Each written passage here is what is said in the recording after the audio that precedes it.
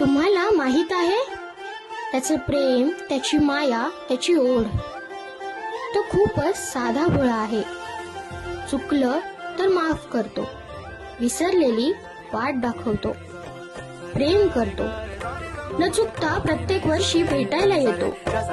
आणि हो, तो आलाय. आज सांगू किती झाला मना आनंदी आनंद हो.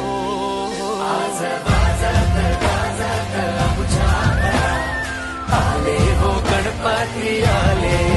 सण साजरा झाला हा आज खरा, घरात गणपती आले. आज वाजत गाजत आमच्या घरात आले हो गणपती